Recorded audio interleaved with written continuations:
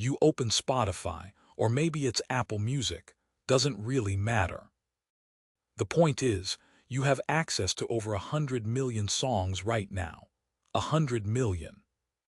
Artists you've never heard of, genres you've never explored, whole entire worlds of music just sitting there, waiting for you.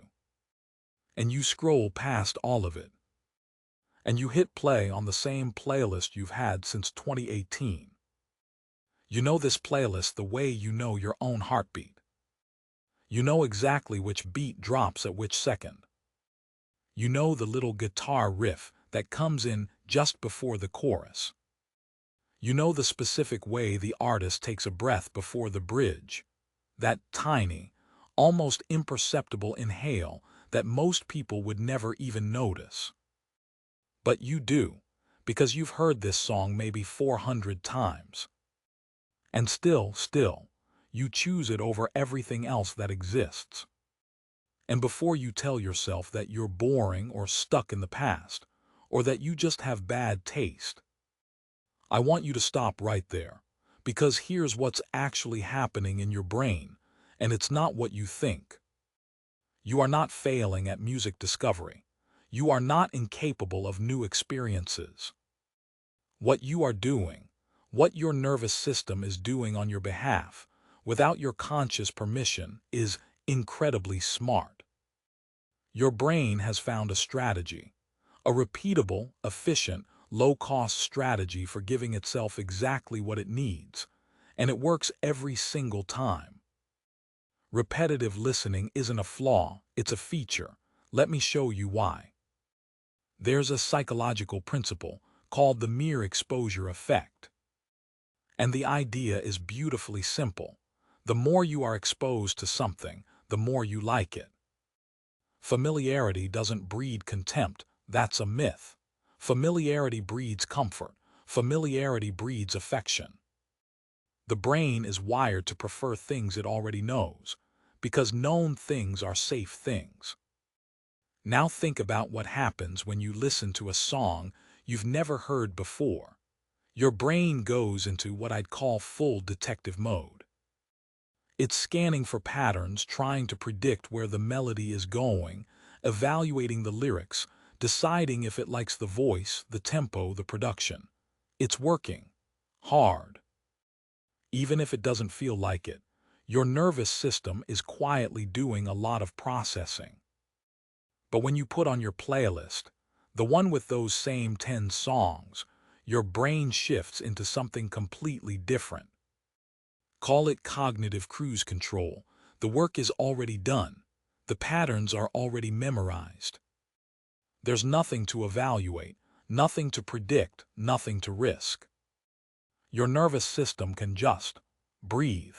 It gets to exist in a space of zero uncertainty. And that matters more than most people realize, because your brain craves predictability in a world that is aggressively, relentlessly unpredictable. Every day you face 1,000 small unknowns. Will this conversation go well? What did that email mean?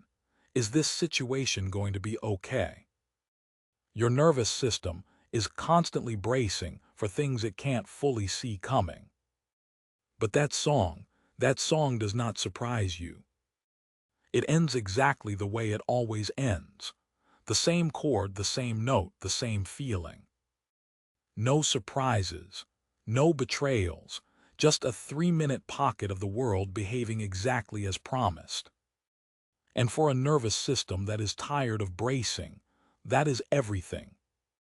There's also something called decision fatigue. We make somewhere between 35,000 and 70,000 decisions every single day. Most of them tiny, most of them invisible to us, but they add up. And every new song is a decision with risk attached to it. What if you don't like it? What if it kills the mood? What if it puts you in a headspace you didn't want to be in? Your familiar playlist carries none of that risk. Zero risk. Maximum comfort, peak efficiency. Your brain already knows the outcome, so it doesn't have to spend a single calorie of mental energy deciding. It just receives. And finally, and this might be the most important piece, repetitive listening is a form of self-soothing. It is emotional regulation, dressed up as a music habit.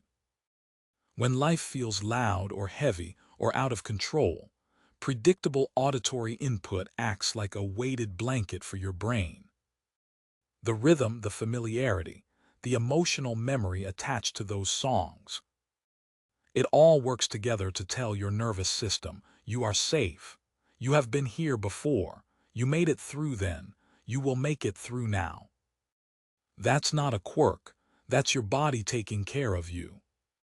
So the next time you reach for that playlist, the one that everyone else might roll their eyes at, I want you to think about what you're actually doing. You're not avoiding new experiences. You are actively, consciously, wisely choosing peace. You are giving your nervous system a place to rest inside of a world that very rarely offers that. Your favorite playlist isn't a crutch, it's a companion. It's one of the few things in your life that offers consistency in an inconsistent world. And that is not something to be ashamed of. That is something to be grateful for. The songs know you, and sometimes that's exactly what you need. If this hit home for you, please subscribe. And if you want to support these deep dives, hit that join button to become a channel member. I would genuinely appreciate your support.